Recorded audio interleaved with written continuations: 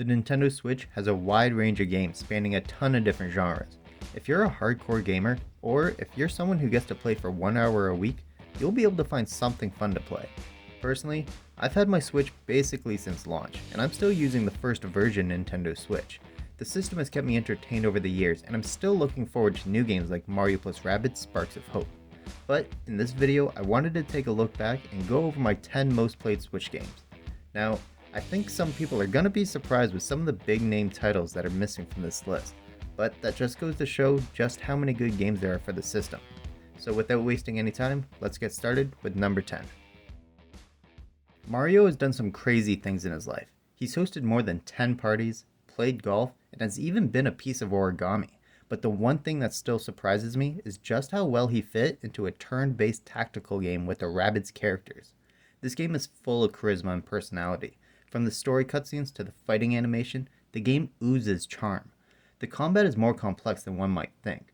The player controls a pre-selected team of characters, each with different abilities, as well as different strengths and weaknesses, and must either defeat the enemy squad or reach a safe location on the battlefield in order to achieve victory, depending on the specific stipulations. The combat, while it could look like it's restrictive considering it's on a grid, but from being able to dash into opponents, knock them back with specific weapons, or do massive team jump attacks to reach faraway enemies, the different strategies that the player can use helps make the game feel fun and fresh every time a new battle starts. Once the game is over, there's also DLC for Donkey Kong, and it plays just as good. Considering the game is a few years old now, it's now regularly on sale, and it's a game that I highly recommend, especially now that the upcoming sequel, Sparks of Hope, just got a confirmed release date of October 20th, 2022. I 100% guarantee that if Nintendo didn't take this game down, it would be much higher on my list. In my opinion, Nintendo essentially struck gold with this game. As you play through the classic levels of the original Super Mario Bros. Game, all of the enemies killed by you are sent to one or many of the remaining 34 players playing the game, and all the enemies killed by those players can be sent to you. This completely changes the way you look at and play these levels that you might have memorized otherwise. The players run through the levels, which are played in random order until only one Mario is left standing. The core concepts of the game all remain. Run to the right, kill enemies, and don't die. But as long as another player survives, the game will continue. The only way for a round to end is when there is only one Mario standing. Now, I understand the criticism some people had about the game, as they felt like they were repeating the same levels over and over again.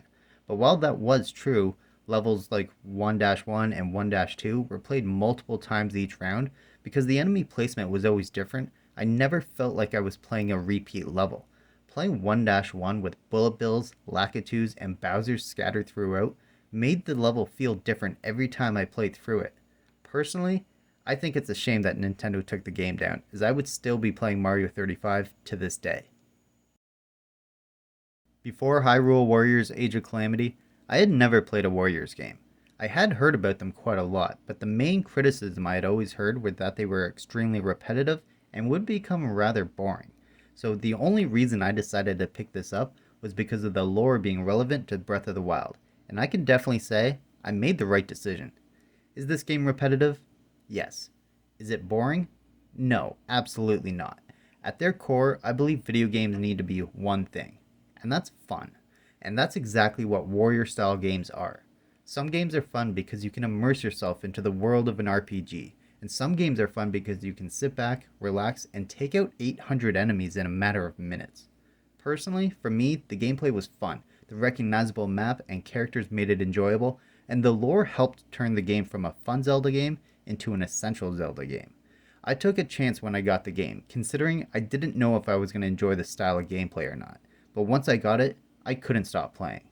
Yes, there was a little bit of slowdown at some moments, but I still think this is a great game and a great starting point into the warrior style of games if you've never played one.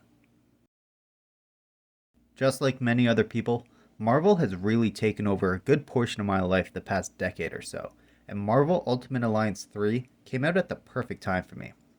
I wanted nothing more than to play as my favorite Marvel characters on the Nintendo Switch, and 65 hours later, this game accomplished that for me.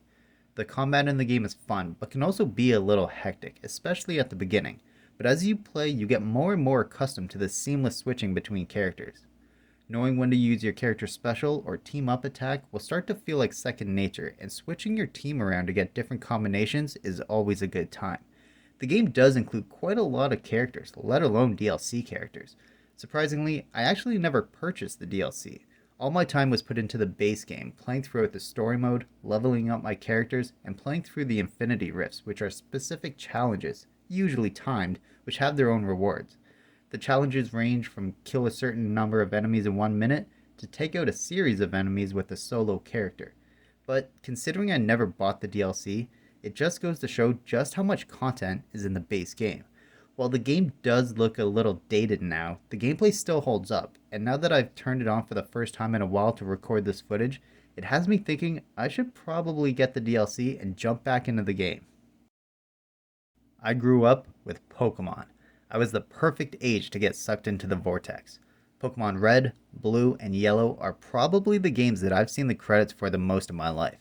So when it was announced that there was going to be another way to experience those games, I knew I was getting it. It didn't matter to me that it wasn't traditional combat for catching the wild Pokemon.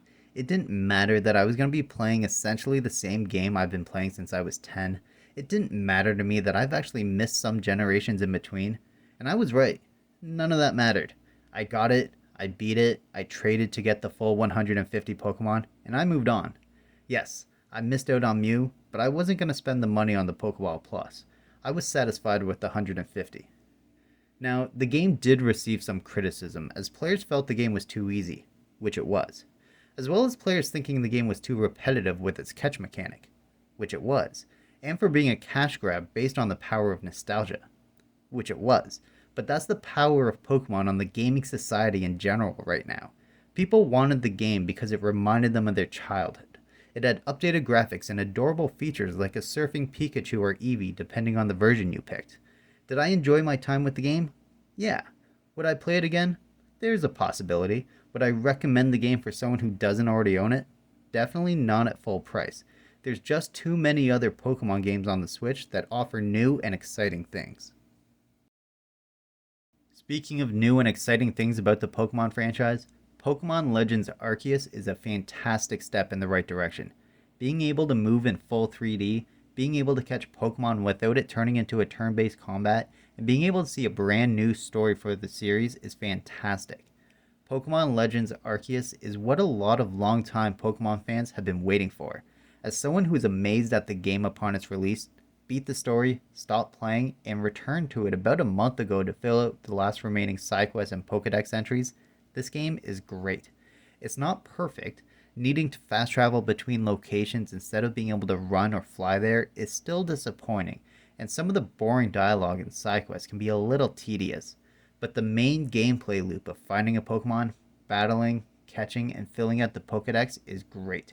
Catching a Pokemon without starting a combat is fantastic, and using a Pokemon to grab an item off the ground is great, and having multiple Pokemon out there doing your bidding at one time is extremely satisfying. The game does have visual problems with pop-in, and the first hour or two is really slow, but when it opens up and you can go anywhere in the specific area, the game really starts to shine, and it's totally worth the long tutorial. I know Pokemon Scarlet and Violet are coming out later this year, but if you missed out on Arceus and you're a Pokemon fan, as of right now, it's the must-play Pokemon game on the Switch.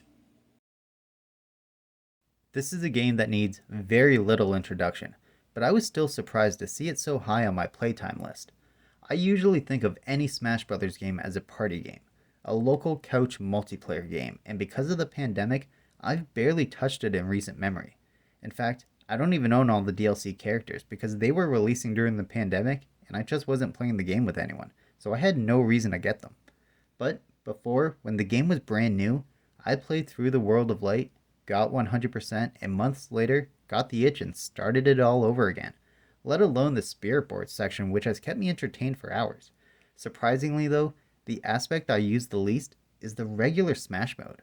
Of course, I played with friends, but that dropped off rather quickly actually, and I've tried the online a couple of times a few years back, but the online was trash and was just something I never wanted to give another shot to. All that being said, there's a ton of characters in the game. There's bound to be someone for everyone. The core fighting concept of Smash Bros. Is still great, and the game still has a ton of replayability. While the character reveals are no more, so the talk around the game has dropped off a little bit, no one can deny that this is a game basically every Switch user should have in their game catalog. Speaking of games everyone should have in their game catalog, The Legend of Zelda Breath of the Wild is a game that shouldn't surprise anyone that it's on my most played list. This game not only transformed how people think about an iconic franchise in The Legend of Zelda, it transformed how people think about open world games. The game is also one of the main reasons why the Switch as a console had such a fantastic start to its life. Are there issues with the game? Sure. There's definitely frame rate drops. Players hated how Link would slip while trying to climb in the rain, and really hated how Link's weapons would break all the time. There's also people who dislike the change from traditional dungeons to small shrines that can essentially be done in any order. Personally, though, I loved it. I loved it all. Of course, things are slippery when wet. Of course, spears can break. And of course, when given the vast openness of an entire continent, not every player is going to go in the same direction. The freedom the game allowed was something that really clicked with me, as well as a ton of other players. There's a reason why so many games since have searched for their Breath of the Wild moment. Aside from that, though, the creativity within the game is unmatched. If you wish to knock down a tree, use stasis, jump on it, and go for a ride, you absolutely can, and it's brilliant. I'm just patiently waiting to see what they come up with for the upcoming sequel. But just because Breath of the Wild needs a sequel doesn't mean every game does, and one that still keeps my attention to this day is Tetris 99. To be fair, if Mario 35 was still available, it would have absolutely cut into this time, and I was hoping Pac-Man 99 would as well, but it just didn't have the staying power like Tetris. Tetris, where every line you send gets added to another player's layout, is fantastic. Having them send lines to you keeps the game from being repetitive. You never know when someone is going to send 8 lines your way, and you're going to have to fight your way free. You never know when you're going to get 3 quick knockouts and have your power be increased to send more lines to someone else. Obviously, you can have an idea that you're attacking someone and they're close to losing, but you never really know until it happens.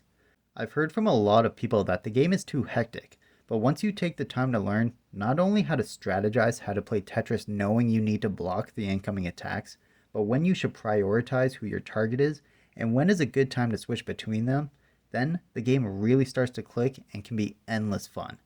The game has also some of the best music. When it hits top 50, it ramps up, but the music really hits when you make it into the final 10 players. Obviously, Tetris has been around for decades and still sells with games like Tetris Effect Connected. But with Tetris 99 being a free game included in the Switch Online service, there's basically no reason to not give it a shot.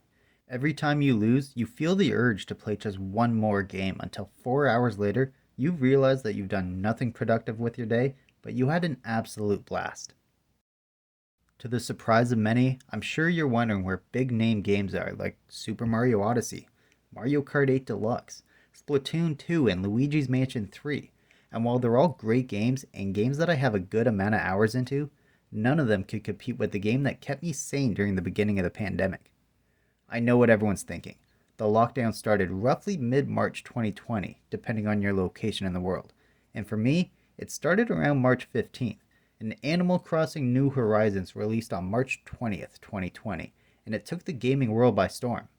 Except for me, because about 2 days earlier, I started playing a game from my backlog, a game I got for $15 over a year prior and just never started. Stardew Valley completely consumed me. While the internet was going crazy for what you can do in Animal Crossing, I was fully immersed into the world of Stardew Valley, waking up, tending to my crops, going to town and making friends, going fishing, going to the mines, and fighting monsters. The game was the perfect game for me in that moment. If it wasn't for the pandemic, I don't know if I would have truly given Stardew Valley the fair try it deserved. I don't think I would have had the time because I was fully immersed into the world. But at 325 hours, I think I put a fair amount of time making sure I had the right crops growing and the proper upgraded tools for what I wanted to do that day. I played my own farm, I played a farm with 2 friends online, and at one point I even started a new one on the Xbox One for no reason other than the fact that I just wanted to start a new farm. But on the Switch is where I put in all of my time. Finding all the little secrets the game has to offer, like figuring out how to get a movie theater built in town or how to get to the desert. The game just did everything right. I know it's not a super flashy game or even a first-party Nintendo game, But I got tired of playing the same Mario Kart tracks, but I never got tired of chopping down trees and changing the layout of my farm. And there we have it, my 10 most played Nintendo Switch games as of July 17, 2022. Let me know some of your most played games on the Switch. Can you beat 325 hours in one game? Or tell me one of the games you wish you had more time to play. If you enjoyed the video, be sure to hit the thumbs up. It's free, it helps me out a lot, and it's a great way to show some support for the channel. Also, be sure to share the video with anyone who might enjoy it. If you're new here, don't forget to subscribe for more video game related content. If you want to hear more about my thoughts on the Nintendo Switch, then be sure to check out my video on the Switch's first 5 years on the market. Thanks for making it to the end of the video. Thanks for watching.